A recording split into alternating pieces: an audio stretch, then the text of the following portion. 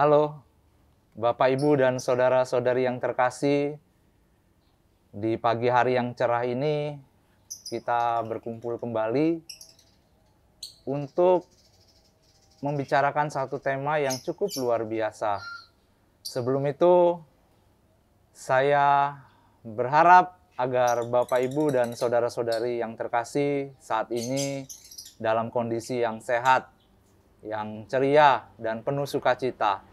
Dan bagi Anda yang merasa kondisi kurang sehat, kami terus mendoakan supaya Bapak, Ibu, dan saudara-saudari yang terkasih diberikan kekuatan dan juga kesembuhan oleh Tuhan sendiri. Hari ini kita akan membicarakan satu topik yang cukup menarik karena banyak dibicarakan juga, yaitu tentang tata perayaan Ekaristi 2020. Karena kita tahu, Bapak, Ibu, dan saudara-saudari yang terkasih, sebelumnya kita menggunakan tata perayaan Ekaristi 2005. Dan sekarang gereja, terutama khususnya juga gereja Indonesia, memberikan kepada gereja, secara khusus gereja Katolik, untuk menggunakan tata perayaan Ekaristi 2020. Nah, hari ini saya tidak sendirian tentu saja. Saya didampingi oleh seorang romo yang luar biasa, yang pintar, dan juga yang sangat baik. Ya, tapi baik, terutama baik pelayanan, baik menabung juga. Tapi baik pelayanan kok ini. Karena dia memberi pelayanan yang luar biasa bagi Keuskupan Surabaya.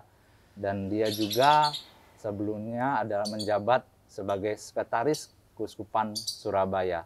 Siapakah itu? Mari kita berkenalan sendiri oleh seorang pastor ini. Pastor atau Romo Indra. Silakan Romo, memperkenalkan dirinya. Loh. Apapun itu. Ya kan nama lengkapnya belum, Romo. Oh, saya pikir Romo Gunawan nggak kenal saya. Kenal, ini Bapak Ibu semuanya pasti kenal, tapi pengen kenal lebih lanjut yang belum diketahui ya dari Romo Indra. Mungkin ada rahasia khusus yang akan dikeluarkan di sini. Silakan yang belum diketahui oleh orang banyak. Silakan. Baik. Romo.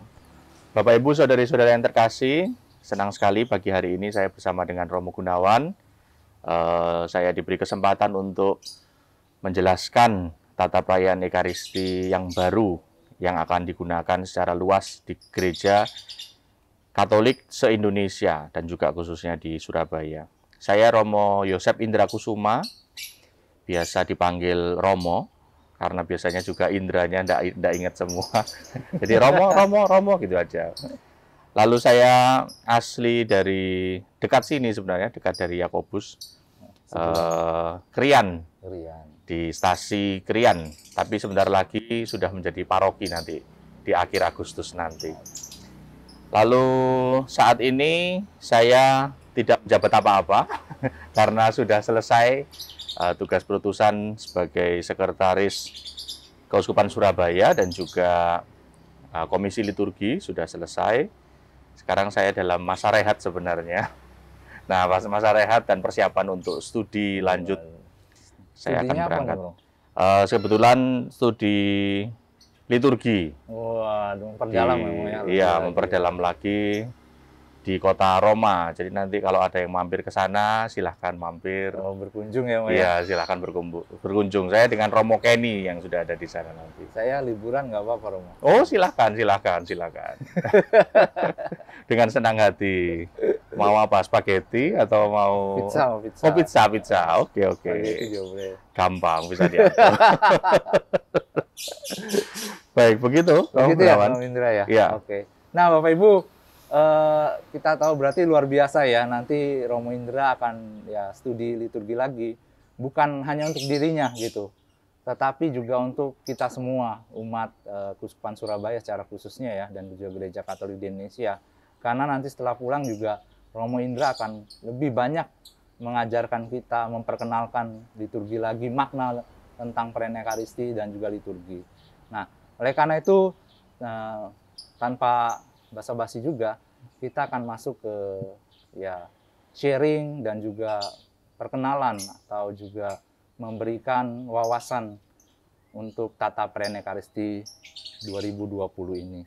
Nah, Romo, bisa nggak Romo menjelaskan sedikit aja sejarah singkat ya, bagaimana perkembangan tata perayaan Ekaristi yang ada di Indonesia ini. Karena kita tahu kan ada perubahan terus-menerus, perkembangan ya. Bukan berarti, menurut saya bukan berarti bahwa, oh kok gereja Katolik ini berubah-ubah, nggak konsisten, nggak. Tapi ada satu perbaikan dan juga perkembangan luar biasa bagi gereja kita. Nah, bisa dijelaskan Romo tentang perkembangan tata perayaan Ekaristi di Indonesia gitu secara singkat. Baik.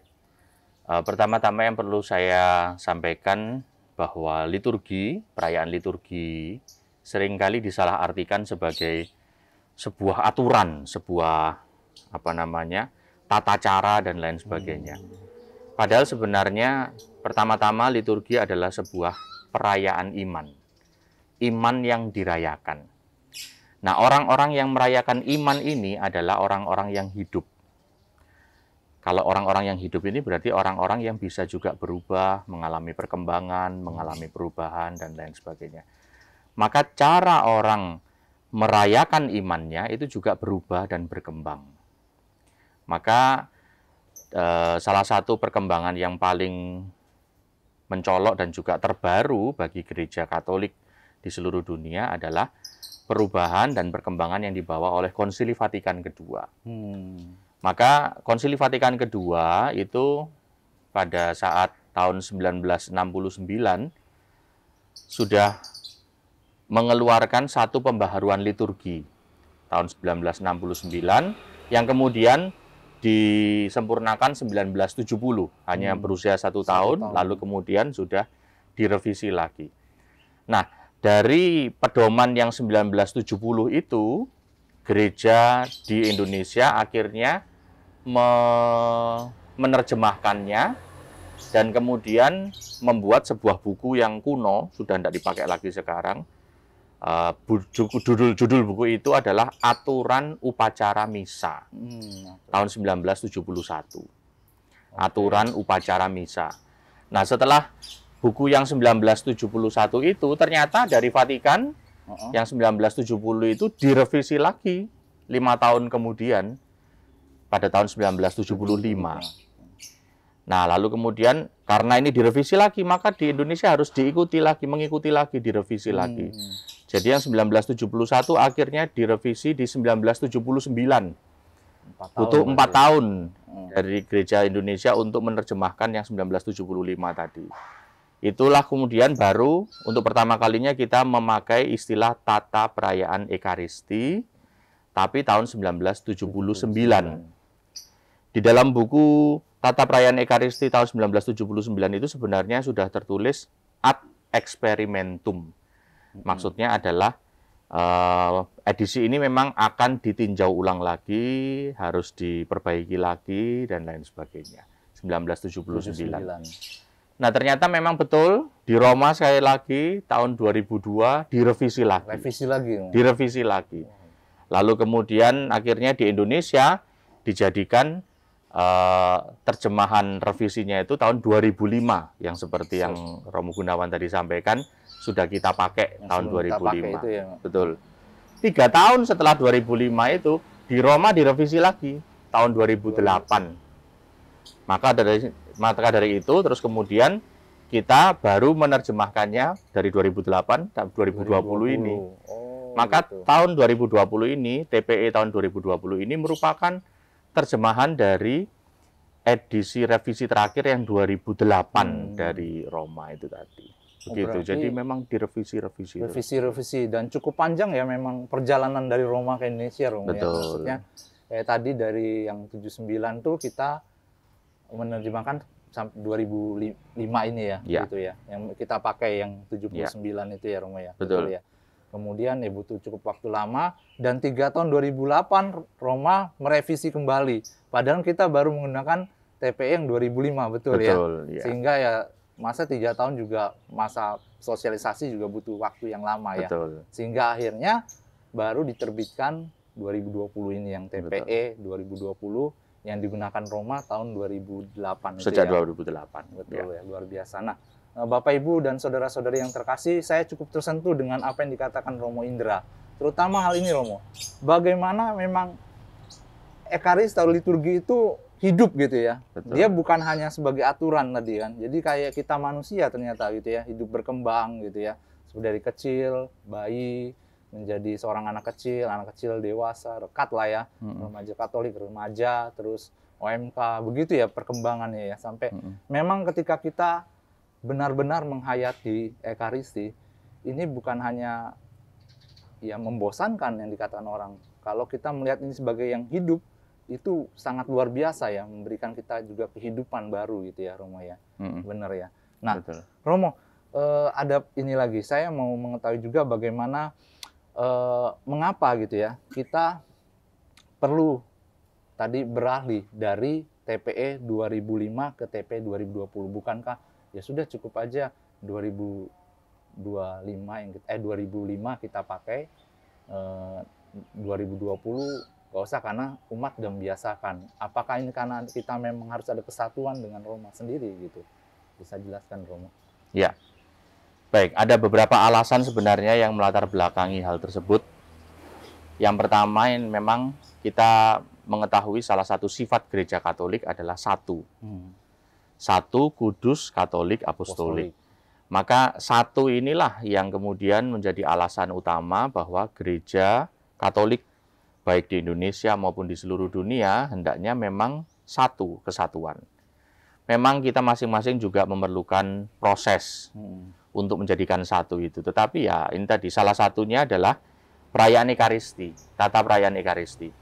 Maka entah kita di Indonesia, entah kita di Roma, entah kita di Afrika, entah kita di Amerika, dan lain sebagainya, karena gereja Katolik itu satu, kita merayakannya dengan formula yang sama. Mungkin berbeda bahasa, tetapi sebenarnya isinya juga sama. Oleh karena itu, setelah dari Roma memberikan perubahan di 2008, kita juga harus segera mengikutinya. Betul tadi Romo Gunawan mengatakan bahwa, waduh, padahal kita baru saja mengeluarkannya di 2005, masa harus lagi direvisi di 2008. Saya mengikuti forum-forum komisi liturgi di seluruh Indonesia juga. Ada perbedaan yang cukup jauh loh Romo Gunawan ketika sosialisasi TPE di Pulau Jawa dan di luar Pulau Jawa. Di Pulau Jawa ini sosialisasi TPE mungkin cukup 3 bulan, 6 bulan, atau paling lama 1 tahun. Tapi untuk keuskupan-keuskupan di luar Pulau Jawa, sebut saja di Agats Asmat dan lain sebagainya, wah, mereka butuh 5 tahunan sharing mereka itu. Maka ketika 2008 ini sudah muncul revisi, mereka juga, walah, ini belum selesai disosialisasi, sudah diubah lagi. Ubah lagi, ya, revisi lagi. Mungkin gitu. di Jawa sudah dipakai dan sudah biasa, tapi mereka, loh, ini belum selesai sosialisasi kok sudah diubah lagi. Makanya kemudian Gereja Indonesia mengambil jalan, ya wis kita beri jarak dulu dari 2008 itu meskipun sudah direvisi di Roma 2008, baru kemudian dicanangkan atau dipromulgasikan kembali di tahun 2020 ini. Tapi alasan yang lebih mendalam adalah bahwa mengapa kita harus berubah? Karena memang ungkapan iman itu harus berkembang. Saya mengambil contoh yang lain ya. Misalnya ungkapan cinta. Dulu bentuk ungkapan cinta itu kita senang sekali kalau misalnya mendapat surat dari pacar. Ya kan? Senang ya Romo. Mendapat surat, kita nunggu dari pos, ada Pak Pos yang mengantarkan dan lain sebagainya. Bunga, begitu kan? Kita mendapatkan bunga, mendapatkan coklat dan lain sebagainya itu mungkin itu ungkapan cinta, tetapi sudah untuk zaman sekarang sudah agak kuno. Masa coklat siapa gitu? Yang masih mau nunggu surat? Wong sekarang WA saja WA. sudah cepat juga. Siapa yang lebih suka mana? Bunga mawar atau bunga deposito? Kan lebih suka bunga deposito sekarang ya toh. Atau cashback yang lain. Kuno katanya Romo. Iya kuno. Gitu, siapa yang masih suka coklat? Kalau coklat kan sekarang di mana-mana juga ada. Maka ungkapan cinta pun harus berubah, harus berkembang. Ya kan? Demikian juga ketika kita mengungkapkan iman. Ungkapan iman itu juga berubah. Dulu orang mengungkapkan iman misalnya dengan merayakan perayaan Ekaristi dalam bahasa Latin. Ya. Yang penting adalah kusyuk. Nah, disadari kemudian dari perkembangan zaman, tidak semua orang paham bahasa Paham Latin. Maka tidak tidak cukup hanya kusyuk saja, tidak cukup hanya hening saja. Orang harus paham apa yang dia rayakan. Orang harus paham apa yang dia imani. Oleh karena itu, Konsili Vatikan kedua memperbolehkan rumusan misa untuk diterjemahkan dalam bahasa-bahasa yang setempat. Sehingga orang diem di perayaan Ekaristi itu bukan hanya ngelamun, bukan hanya ya pokoknya dengar bahasa Latin yang asing begitu saja, tidak, tetapi sungguh-sungguh orang diam bisa merenungkan sabda, bisa mendengarkan dengan baik dan juga memahaminya. Meresap gitu ya. Meresapkannya itu tadi. Maka ini benar-benar ungkapan iman yang berkembang.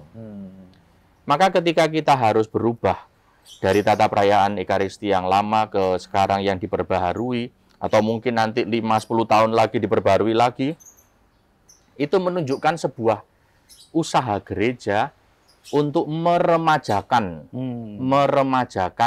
imannya, meremajakan bentuk cintanya kepada Tuhan, meremajakan bentuk perayaannya kepada Tuhan, tanpa meninggalkan tradisi yang sudah ada. Jadi tradisinya tetap dipelihara, tetapi cara dan lain sebagainya itu diremajakan, diperbaharui, begitu.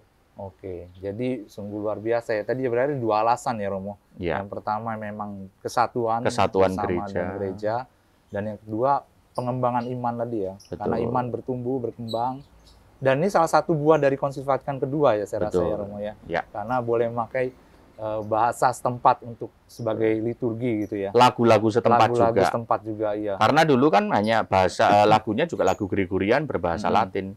Tetapi sejak Konsili Vatikan kedua boleh dipakai lagu-lagu setempat dengan alat musik setempat juga, asalkan itu sungguh membangun iman umat. Nah, itu sebuah kesagaran yang luar biasa. Iya, benar. Maka Konsili Vatikan kedua seringkali diumpamakan seperti membuka jendela ya. Sehingga angin yang segar itu bisa masuk ke dalam gereja dan membuat gereja itu lebih segar. Lebih segar lagi ya. Jadi kita juga lebih beriman lagi juga. Betul. Imannya diperbarui, diremajakan.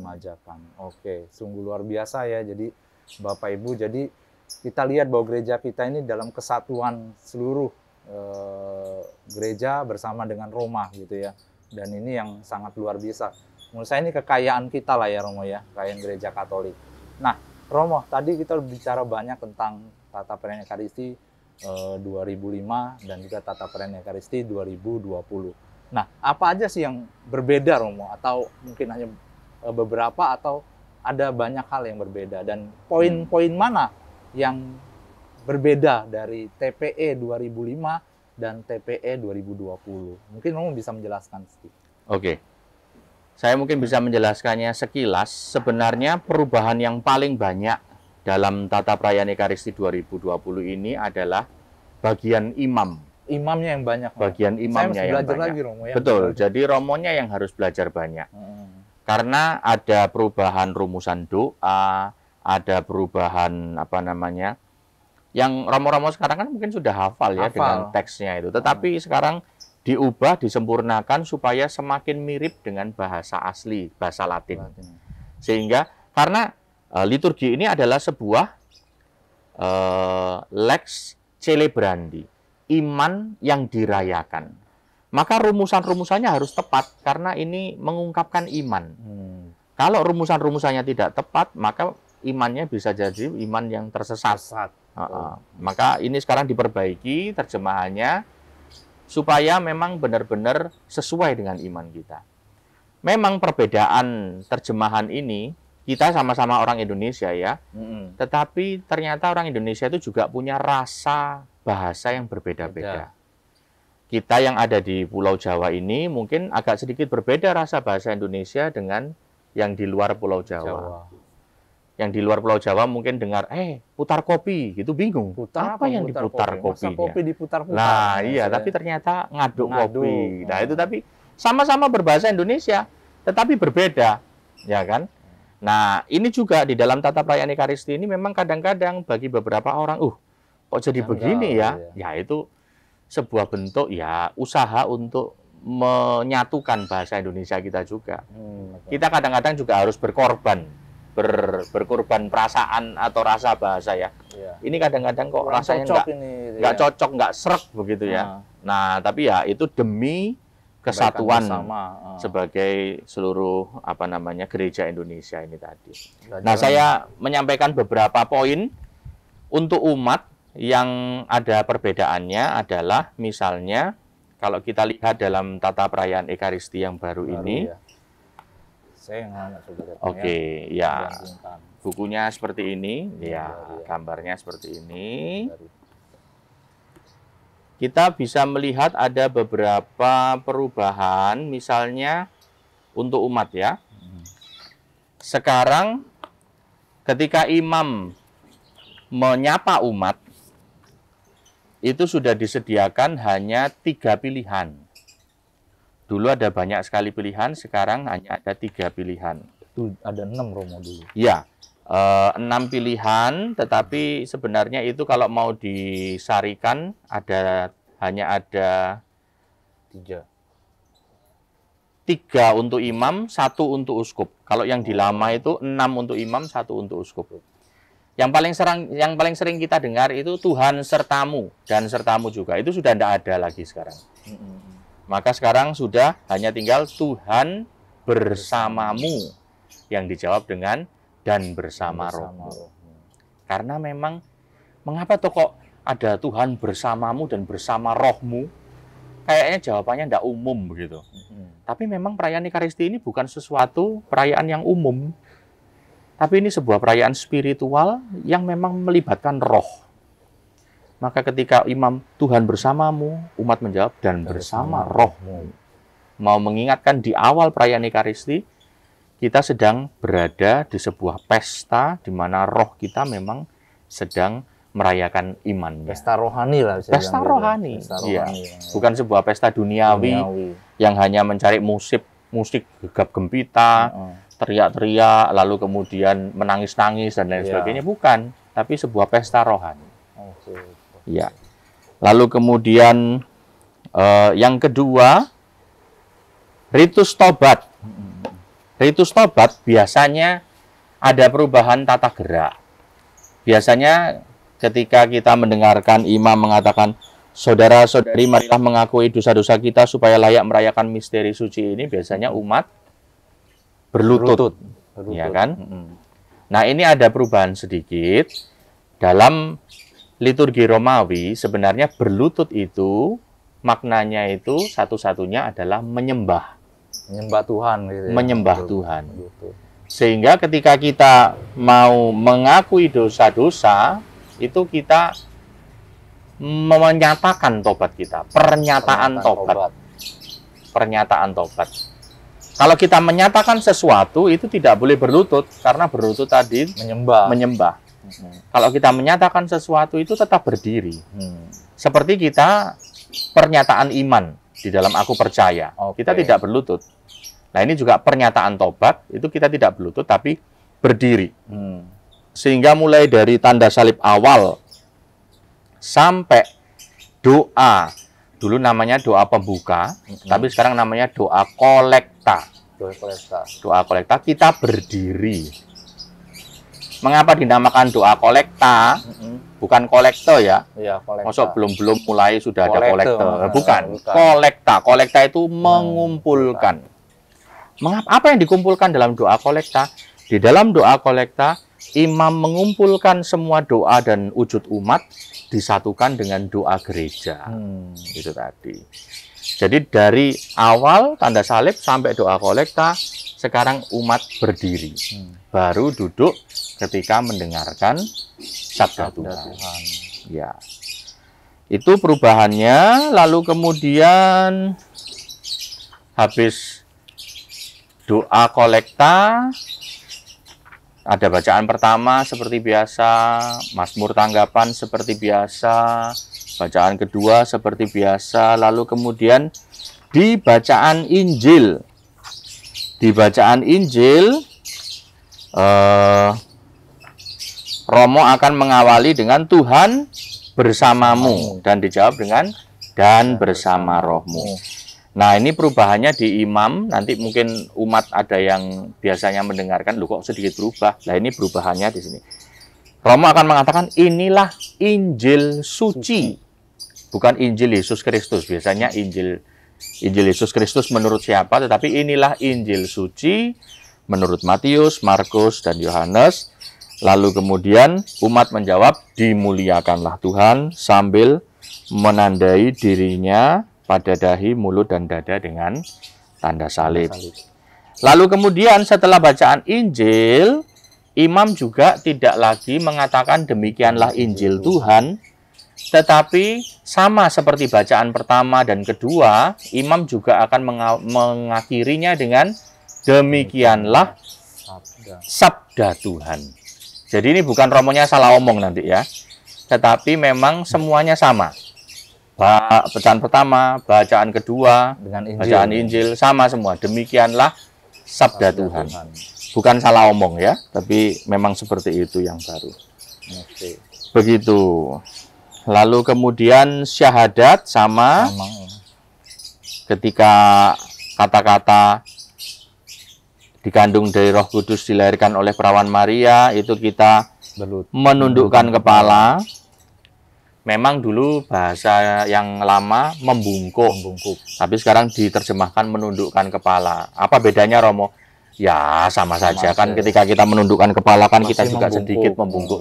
Jadi tidak perlu dipermasalahkan, hanya perbedaan soal bahasanya sedikit. Doa umat. Nah, sekarang doa umat itu diberi nama doa universal. Doa universal atau doa umat beriman. Nah, itu untuk memberi nama yang baru bagi doa umat. Sudah, setelah itu sama seperti biasa karena perubahan-perubahan hanya ada pada romonya. Nah, di TPE yang baru ini juga ditegaskan sebenarnya doa syukur agung itu berdiri. Jadi di dalam doa syukur agung mulai berdoalah saudara-saudari supaya persembahanku dan persembahanmu, itu kita sudah mulai berdiri. Itu berdiri sampai nanti anak domba Allah selesai. Tetapi tata perayaan Ekaristi di dalam bagian awal namanya PUMR juga memberi kemungkinan untuk tempat-tempat yang sudah terbiasa berlutut dalam doa syukur agung bisa diberi kesempatan untuk berlutut. Oleh karena itu nanti tergantung Romo Paroki melihat keadaan umat masing-masing, mana yang lebih sesuai dengan keadaan umatnya, bisa berdiri atau berlutut. Yang penting jangan satu berdiri, satu berlutut. Itu malah menjadi tidak enak nanti ya. Tidak seragam. Karena kita imannya satu, maka tata gerak pun kita juga harus satu. Maka ini nanti akan menjadi pertimbangan Romo Paroki, melihat keadaan umat, dan lain sebagainya. Tetapi khusus untuk Anda semua, Bapak Ibu yang memang punya masalah kesehatan sehingga tidak bisa berlutut, ya tetap bisa berdiri. Atau kalau memang yang tidak kuat lama berdiri, tetap bisa duduk untuk oma, opa, yang lain sebagainya yang memang tidak kuat, tidak dipaksakan. Ini bagi mereka yang memang bisa mengungkapkan imannya dengan leluasa, diharapkan nanti bisa berdiri atau berlutut sesuai dengan yang ditetapkan oleh Romo Paroki masing-masing. Ya, melihat keadaan umat bagaimana. Itu untuk doa syukur agung. Setelah doa syukur agung, Bapa kami seperti biasa. Lalu kemudian anak domba Allah seperti biasa. Hanya ada sedikit perubahan terjemahan ketika Romo mengangkat tubuh dan darah Kristus. Biasanya kan kita mengatakan, inilah lihatlah anak domba Allah yang menghapus dosa dunia. Berbahagialah kita yang diundang ke perjamuan Tuhan. Biasanya kan kita menjawab, ya Tuhan, saya tidak pantas. Nah, ini kata ya-nya ternyata dihilangkan. Hanya tinggal Tuhan, saya kok lupa. Tuhan, saya tidak pantas engkau datang pada saya, tetapi bersabdalah saja maka saya akan sembuh. Nanti akan ditampilkan jawaban-jawaban umat yang baru yang bisa Anda lihat perbedaannya, atau paling tidak Anda lihat kembali, oh di sini ada perbedaan-perbedaan sedikit saja. Bagi umat tidak banyak perubahan-perubahan. Hanya nanti umat harus belajar anamnese. Dalam doa syukur agung, anamnesenya baru semua. Ada berapa Romo? Ada 6. Ada 6 anamnese yang baru. Lalu itu nanti sebenarnya 3, tetapi ada 6 pola lagu yang berbeda. Maka itu nanti yang harus belajar pelan-pelan ya. Tak kenal maka tak sayang. Maka ya harus dikenal dulu, belajar sedikit-sedikit supaya nanti bisa menyanyikan dengan baik. Begitu. Terus kemudian saya langsung lanjut ke terakhir saja untuk umat supaya nanti tidak kaget. Berkatmu. Berkat, betul. Di bagian berkat itu biasanya setelah berkat, Romo kan mengatakan saudara-saudari dengan demikian perayaan Ekaristi sudah selesai. Lalu kemudian umat menjawab syukur pada Allah. Marilah pergi, kita diutus, amin. Ada 2 jawaban ya, syukur pada Allah dan amin. Tetapi sekarang dalam tata perayaan Ekaristi yang baru, jawabannya hanya ada 1. Jadi tidak syukur pada Allah dan amin, tetapi hanya syukur kepada Allah. Tidak ada lagi jawaban amin. Maka imam akan mengatakan, saudara-saudari, pergilah, misa sudah selesai. Umat menjawab, syukur pada Allah. Sudah. Terus tidak perlu jawab apa lagi, jawab apa lagi atau menunggu imam ngomong apa lagi, karena syukur pada Allah itu sudah mengakhiri perayaan Ekaristi. Ada beberapa pilihan yang bisa dipilih oleh imam, tapi semuanya jawaban syukur pada Allah. Tidak ada yang berakhiran dengan amin lagi. Itu Romo Gunawan mungkin hal-hal penting yang saya garis bawahi untuk bagi umat ya. Betul. Jadi ini memang perubahan tata perayaan Ekaristi 2005 dan 2020 ini yang paling banyak imamnya ya. Imamnya. Betul. Jadi imamnya yang mesti juga belajar lagi, mengulang lagi. Dan bagian untuk umat, tadi Romo Indra sudah menjelaskan dengan cukup baik, dan bahkan nanti akan ditayangkan ya Romo ya, untuk tulisan-tulisannya ya. Sehingga Bapak, Ibu, dan saudara-saudariku yang melihat ya video ini akan lebih jelas lagi di mana bagian mana yang berubah untuk bagian umat gitu ya Romo. Betul. Nah, selebihnya nanti itu urusan imamnya gitu ya, yang belajar sendiri gitu. Oke. Nah, Romo, jadi ini saya pikir ada satu ya cukup baik juga ada perubahan ini gitu. Dalam arti memang menambah wawasan dan juga perkembangan iman umat. Kalau dibandingkan halamannya ada berapa ya Romo? Yang lama dan yang baru itu bisa jelaskan nggak? Kalau kita bandingkan halaman dari TPE yang lama dengan yang baru ini cukup signifikan. Kalau yang lama itu ada 449 halaman, tetapi kalau yang baru hanya 410 halaman. 410. Ya. Mengapa kok berubah banyak itu? Karena memang ada banyak hal yang dihilangkan dalam tata perayaan Ekaristi 2005. Khususnya seperti doa-doa syukur agung. Nah, doa syukur agung ke-8 sampai ke-10 dalam doa syukur agung ke-5 itu dihilangkan. Jadi kita tidak mungkin lagi bisa mendengarkan doa syukur agung yang ada jawaban ya Allah, engkau sungguh baik hati, sudah tidak ada. Nggak ada ya. Tidak ada di tata perayaan Ekaristi yang baru. Tetapi doa syukur agung ke-7 itu dipecah-pecah menjadi beberapa doa syukur agung. Karena itu ada doa syukur agung untuk aneka keperluan. Jadi yang untuk berkat rumah ini, untuk yang misa tabisan ini, untuk anu ini, jadi ada beberapa. Itu disesuaikan dengan setempat atau memang sudah ada anunya. Jadi rumusan dalam doa syukur agung itu akan menentukan mana yang paling cocok untuk digunakan. Betul. Nanti kalau untuk membuka retret, misalnya doa syukur agung yang ini begitu. Betul. Ada ya Romo dua. Jadi misalnya ini ya, doa syukur agung untuk berbagai keperluan. Yang pertama itu untuk pemilihan paus, uskup, para imam, para pelayan gereja, pertemuan-pertemuan rohani atau pastoral. Nah, nanti misalnya kalau DPP, BGKP, raker. Lah ini bisa pakai doa syukur agung berbagai keperluan yang pertama ini. Lalu untuk panggilan, untuk awam, untuk keluarga, biarawan-biarawati, pelayanan kasih, dan lain sebagainya.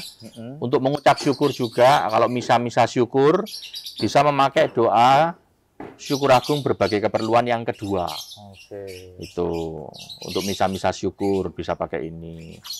Terus untuk yang doa syukur agung yang berbagai keperluan ketiga ini, untuk evangelisasi bangsa-bangsa, tanah air, warga negara, untuk para pejabat negara dan lain sebagainya.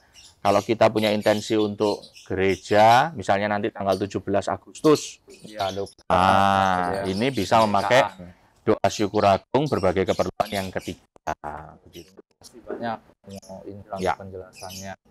Nah, Romo, sebelum kita mengakhiri nih ya penjelasan ini, Romo ada nggak pesan-pesan nih singkat untuk liturgi bagi Bapak Ibu dan saudara-saudari yang sekarang ini mungkin menonton sosialisasi ini?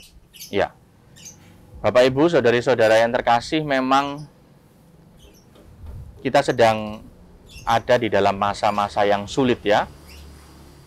Saat-saat pandemi ini membuat kita tidak bisa kembali ke gereja, tidak bisa datang ke gereja.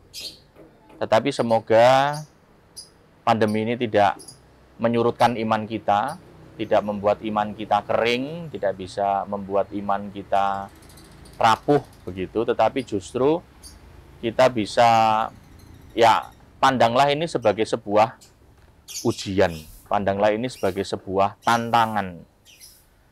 Seorang siswa harus mengikuti ujian untuk naik kelas. Harus mengikuti banyak hal ya untuk naik tingkat. Demikianlah juga iman kita pun kadang-kadang Tuhan memurnikan iman kita dengan berbagai macam ujian. Salah satunya tantangannya adalah masa pandemi ini. Maka bagaimana Anda, meskipun lah ini masa pandemi kok malah TPE-nya diubah, TPE-nya kita nanti bagaimana untuk terbiasa dan lain sebagainya. Anda yang masih bisa mengikuti misa secara online, ya coba dihayati sungguh-sungguh misa secara online-nya. Jangan, ya karena kita tahu sendiri misa online itu sangat mudah bagi kita untuk terdistraksi atau teralihkan perhatian kita. Masuk WA, masuk ini, masuk itu, dan lain sebagainya. Akhirnya kita tidak fokus lagi.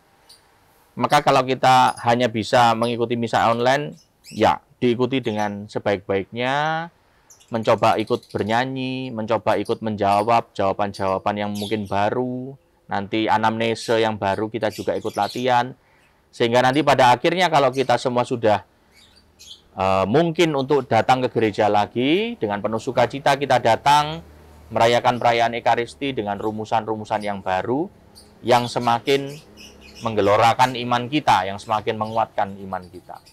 Begitu. Ya, terima kasih Romo Indra ya. Kami juga mengucapkan banyak terima kasih Romo Indra sudah meluangkan waktu gitu di hari Sabtu ini ya, berbagi bersama dengan kita semua tentang Tata Perayaan Ekaristi 2020. Dan ini sungguh membantu sekali nanti untuk mempraktekkan dalam misa-misa selanjutnya, sehingga kita sudah terbiasa, sudah dapat memaknainya, sehingga dalam mengikuti perayaan Ekaristi itu bukan satu hal yang kewajiban atau membosankan, tapi udah masuk ke dalam, wah ini saya harus datang ini untuk misa, karena disitulah iman saya bertumbuh, saya bisa bersatu dengan Kristus gitu ya. Terima kasih banyak Romo Indra. Sama-sama, Romo Gunawan. Juga Bapak Ibu dan saudara-saudari terkasih di rumah. Kami terus berdoa Romo buat Romo Indra untuk studinya supaya dapat berjalan dengan lancar, cepat selesai, dan kami menanti kedatangannya untuk membagikan ilmu yang telah didapat di Roma nanti gitu ya. Terima kasih banyak. Ya, terima kasih. Nah, Bapak Ibu, saudara-saudari yang terkasih, demikianlah perbincangan kita pada hari ini tentang Tata Prenekaristi 2020 bersama dengan Romo Indra. Semoga apa yang dibagikan Romo Indra sungguh-sungguh memberikan juga motivasi bagi kita untuk mengikuti Prenekaristi dengan lebih sungguh lagi, dengan lebih khusyuk lagi, dan juga tentu dengan penuh iman. Itu saja, dan kami juga berharap semoga Bapak, Ibu, dan saudara-saudari yang terkasih tetap semangat, terutama dalam menjalani hari-hari ini, dan juga tetap sehat, selalu sehat, dan bersuka cita. Itu saja, terima kasih banyak, Tuhan memberkati. Tuhan memberkati.